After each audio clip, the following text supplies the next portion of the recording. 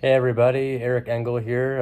Just wanted to try something new and do a quick video race recap of my race in IRONMAN Tulsa this past weekend. First off, just wanted to thank everybody for the support going into the race. Everyone that got me there, sponsors, Swift, family, friends, and training partners. It was a fun past few months, getting some good training in here. Did a lot of heat training, hoping for some heat on race day, but we got a lot of rain instead. Going into the race, I felt pretty good. Training was going great. Did a lot of swim work this off season. Put a lot of time in the pool, on the bike, in the run as well. So it felt really good going into the race.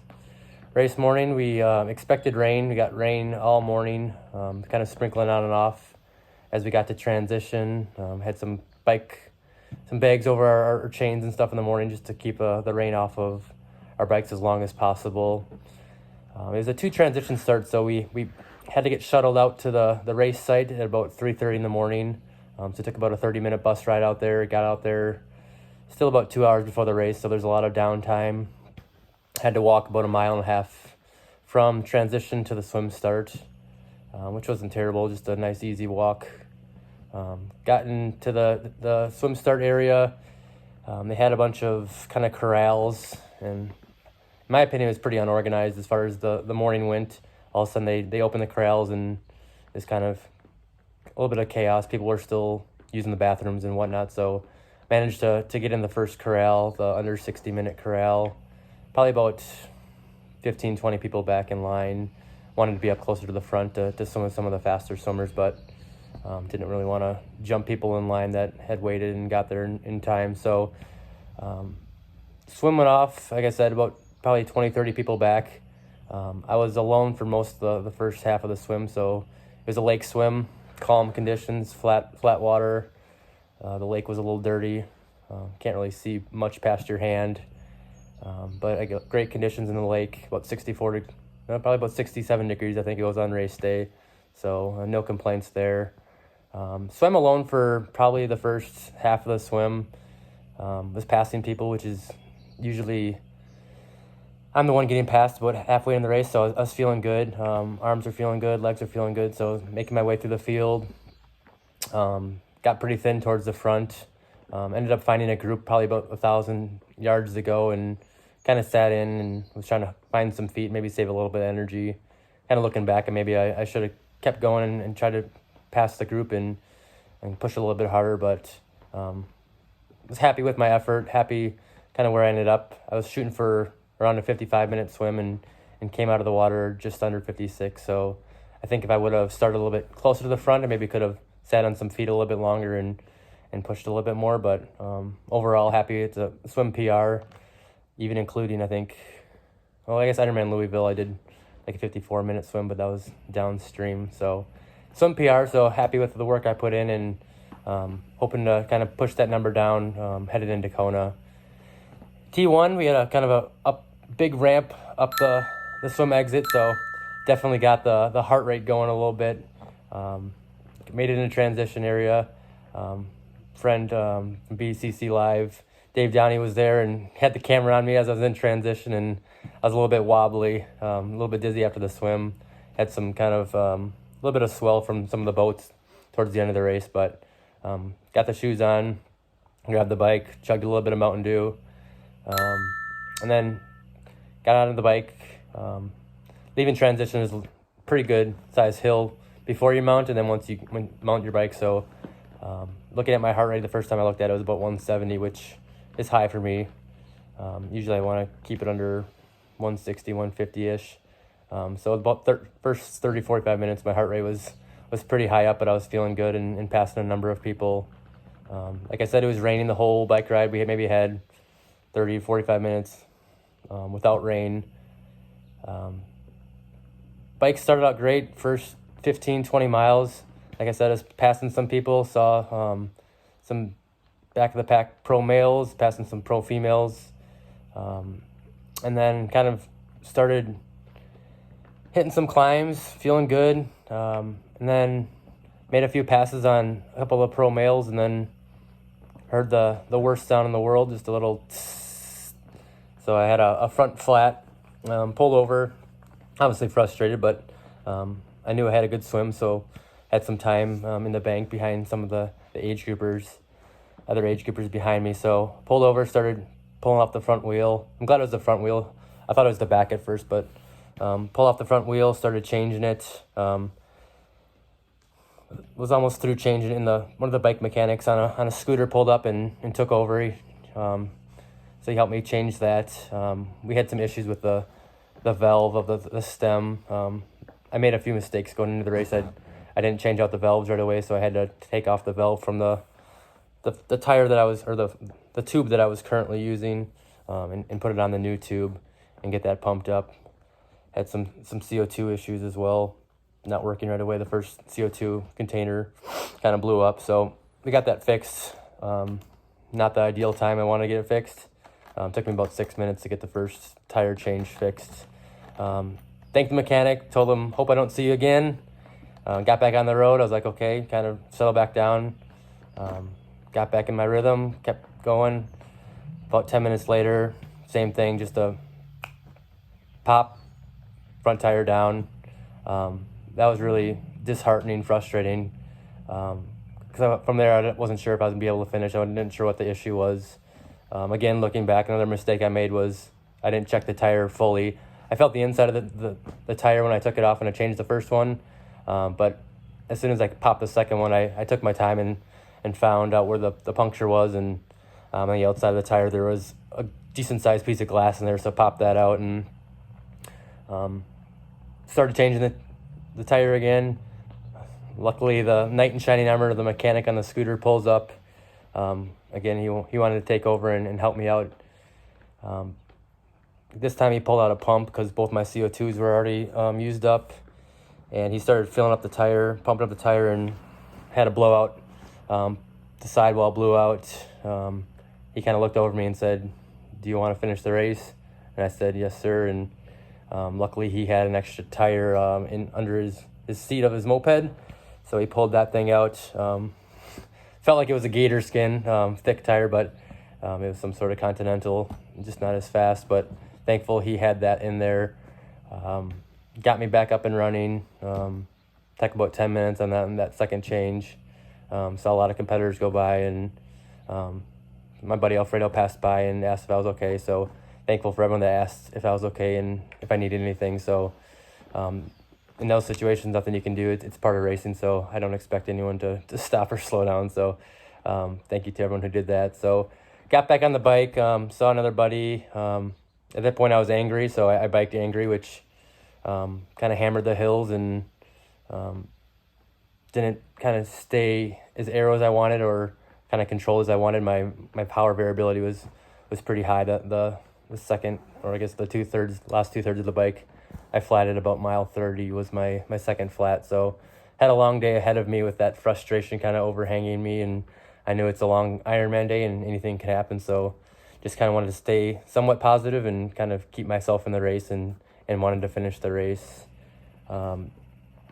Rode long distances without seeing anybody most of the rest of the ride. The rain was a little bit frustrating because I had a visor on and it kept fogging up. I saw a lot of visors on the ground. People were tossing them, throwing them to the ground, so or they fell off. But I saw a lot of people turn them upside down. But I kind of did the little windshield wiper thing with my finger a few times and still felt pretty good. My nutrition was on point. It took in everything I wanted. Hit all the aid stations when I wanted. Maybe hammered the hills a little bit too hard and kind of backed off the last hour a little bit, knowing that I had a long run in front of me, and kind of was mentally battling a little bit in the last hour of the run, or hour of the bike, sorry, and got off the bike, and I knew there'd be a decent-sized deficit to the front of the race, but I knew I just needed to kind of stick in there and get going. So T2 was pretty smooth. Racked the bike, put the running shoes on, got out. Saw my coach actually right out of transition. He said I was only 6 minutes back of second place in overall amateur, so I was surprised. I mean, for having a 16-minute side of the road and losing some momentum in addition to that, pretty happy with where I was coming off the bike. So goal for the day was to run sub 3. The first mile and a half was, I knew it was a downhill, so just kind of let the pace be what it is, and I got out of transition with a few other runners. One of the pro women as well, former Zwift athlete Ruth Astle, and then a guy age group younger than me who had an amazing swim. I think his last name is Mayfield, and swam about 50 minutes and had a good ride. So we started the run together and kind of chatted a little bit about the bike. And first few miles clicked off like 6:17, 6:20. It kind of settled into a pace around 6:30, 6:35. The first about 10 miles. So it felt really good actually off the bike. Kind of kept the heart rate. I was keeping the heart rate under 160 was the goal. So kind of flirted with that 160, 161 mark. Weather was not too bad. Like I said, we were expecting higher temperatures, kind of stayed around, I think, 75, maybe a little bit lower than that with some cloud cover. But around mile 10, halfway point, body started to fade a little bit.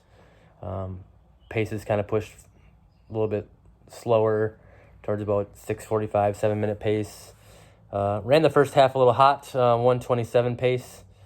So I need kind of doing the math on the run. I was like, oh, okay, I can run the second half, bring it into 1:33, which is about, I think, 7:15 or something around there, maybe a little bit faster than that. So I knew it was definitely doable to go under 3. And at this point, I didn't really know how far ahead Alfredo was or the rest of the race. But I knew I was second overall amateur at the point. So I knew if I could kind of hang on to that 7-ish pace, under 7-minute pace, I could probably pull off a second overall amateur.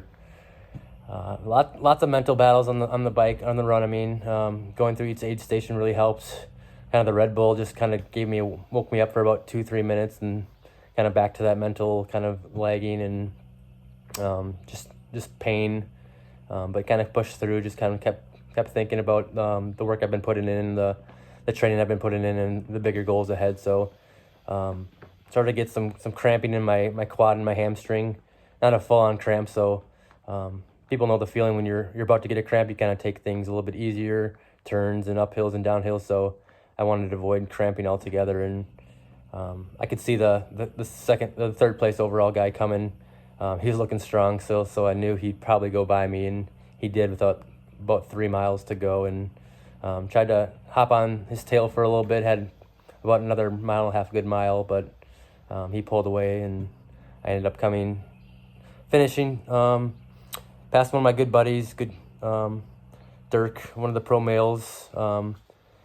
Kind of talked with him kind of towards the finish shoot and came in. And I mean, given the fact that I was on the side of the road, kind of my overall attitude is positive. I mean, obviously I'm disappointed in the result. I go into most races now wanting to be the top amateur, wanting to finish as high as I can in the overall field. So disappointed in that result, but given flat tires and pushing a little bit harder on the bike, trying to catch up, make that time up, I'm really happy with the overall kind of training day I got out of it, and kind of looking forward to Kona now.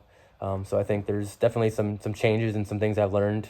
I'm definitely, not that it would have 100% got rid of the problem, but I'm definitely switching to a tubular tire or a tubeless tire for my next racing. I was using clinchers, and I think tubeless tires are definitely the way to go.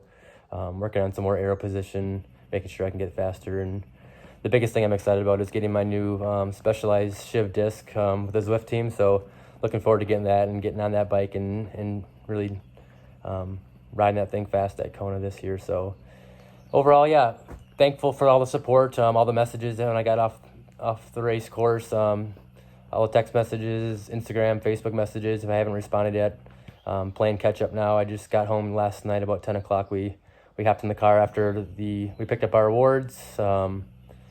I guess I finished second overall in my age group, third overall amateur, 9:05 and change, I believe, which is a PR for me besides my non-swim at Louisville.